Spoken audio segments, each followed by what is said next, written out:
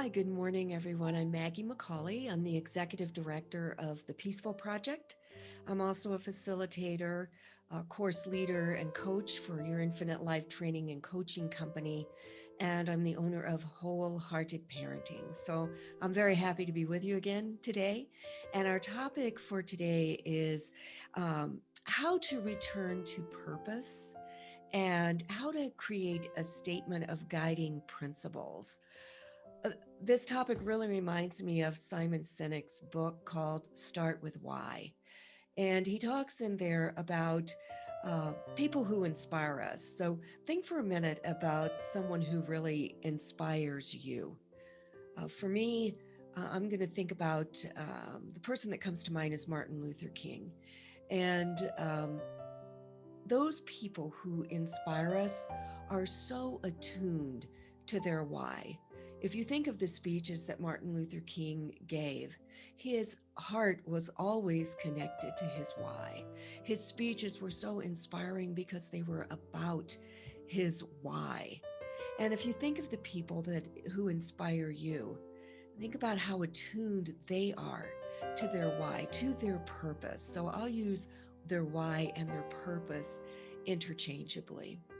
Now, in the Peaceful Project, when we do our program Community and Unity, we engage with teachers and with students. One of the foundational concepts that we talk about is creating this statement of purpose. With students, we talk about it as an I am statement. And today I'm going to talk about it as a statement of your guiding principles.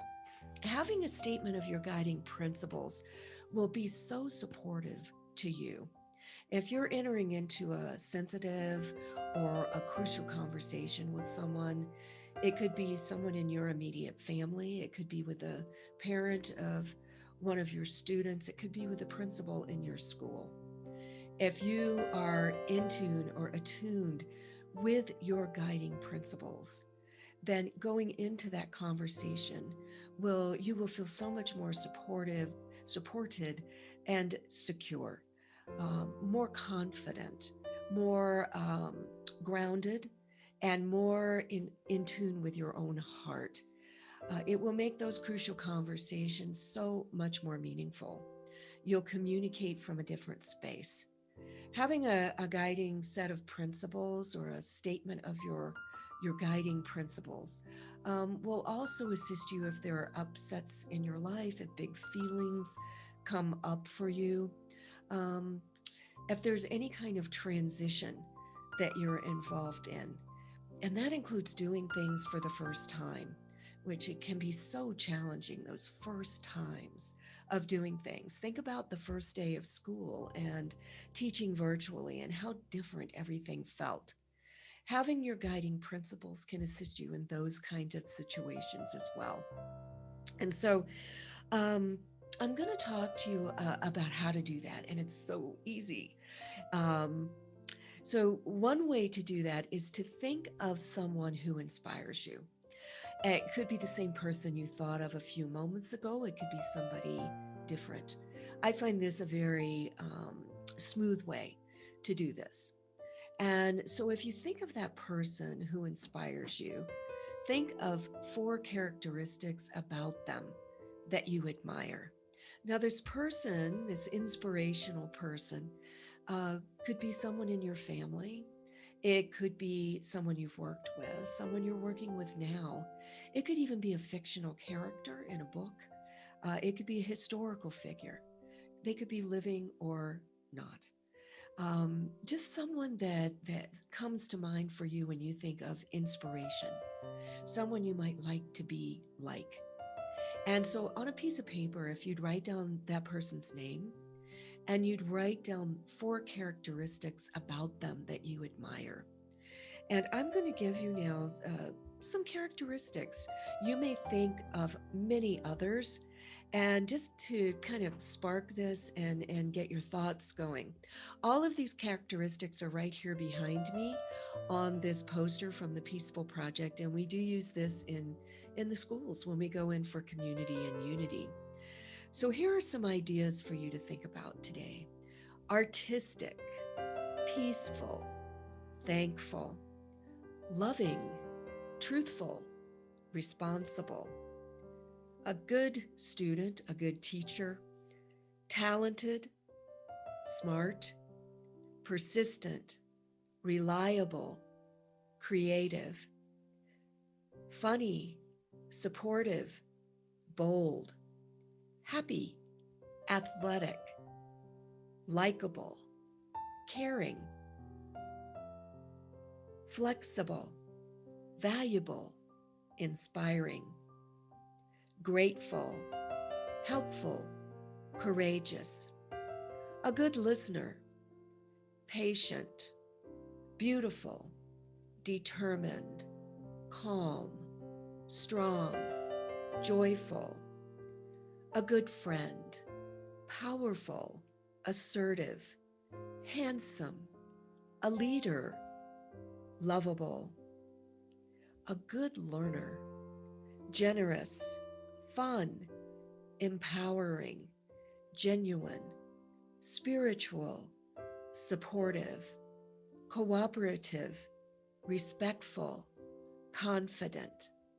So think for a moment of any that you would add to that list. What characteristics are important to you?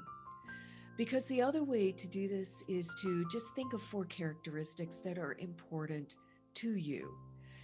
These could be any of those characteristics I've named or others that are important for you.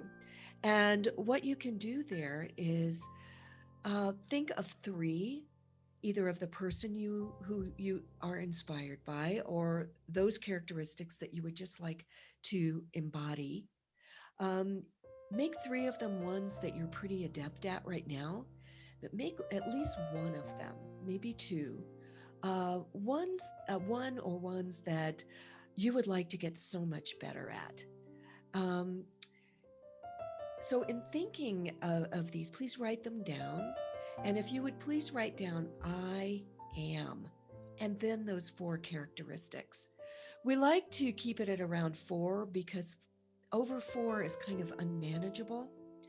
And what I'd like you to do is say your statement out loud. So if you're in a place, in a comfortable place, where you can say this out loud, please do. And if you're not right now, please do when you are.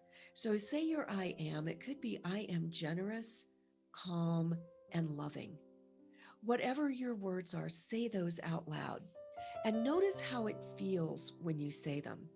A lot of people say, oh, I feel a little false when I'm saying those. It doesn't quite ring true. And I will tell you, if you came up with these words because they're meaningful for you, or you came up with these words because you admire those characteristics in someone who inspires you, you share those characteristics. You would not see them if they were not within you. So we just may not be practicing them enough for them to feel familiar. So, as we've talked about in a lot of these videos, small practices, small steps that you take have amazingly big results. So, the way to begin the practice with your statement of guiding principles is to say it to yourself every day, at least 20 times. And if you can look at yourself in the mirror as you're doing that, it's even more powerful. So, would you please commit to saying your I am statement, your statement of guiding principles to yourself 20 times a day for the next 2 weeks? If you want to get the teachers in your school all on board with this so that you could say your statements to each other, you could recognize those characteristics in one another. And when your fellow teacher says to you, I am generous, calm, and loving, you can say, yes, you are. This is a great thing to do with your family, with your own kids, and of course, we do it in community and unity with students in the school. I know teachers who have written their statement of guiding principles on an index card and taped it to a podium. That's the podium in their classroom so that they can look down. If they feel a little off track that day, if things aren't going the way that they anticipated or wanted them to go, they'll remind themselves of who they are. If you, my one of my dear friends, Sarah, experienced a lot of social anxiety. And so she used her I am statement before she opened the door to go into a room, before she opened the door to go into a building. And I think that, or a meeting. And I think that her I am statement included something like I am poised, I am confident, and some other characteristics there, but poised and confident were definitely a part of that. And she did this for 6 months. She doesn't even need to say those words to herself anymore because when she enters a room, a building, or a meeting, she is poised and confident. So, doing this, and it's the practice of it that's so important, will actually change the wiring, the neurology in your head, in your brain. It actually rewires our brains when we use this. This is why the Navy SEALs use this as a practice. They say their I am statement to themselves thousands of times a day. And they want to be on their game when they go into dangerous situations.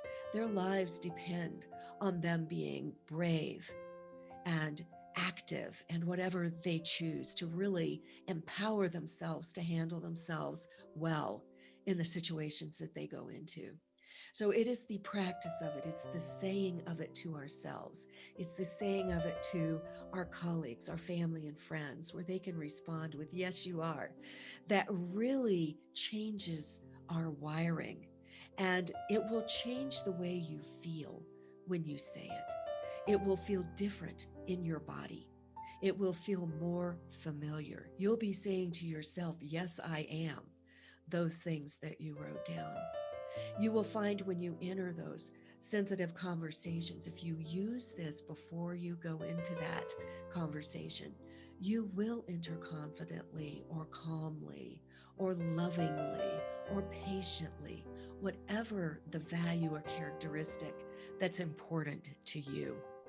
You'll find you're more successful, more effective in the way that you communicate when you use your statement of guiding principles. If there's an upset and big feelings come up, go back to your guiding principles. Feel those feelings and then ask yourself, hey, which of these 3 or 4 characteristics am I going to use right now to handle this situation? If you're feeling stressed, do the progressive relaxation that we did in the other video, starting at the top of your head, recognizing your breathing, and then going all the way down your body, allowing your body to relax, and then choose one of your guiding principles, one of your characteristics to move forward from that space for the rest of your day or the rest of your week.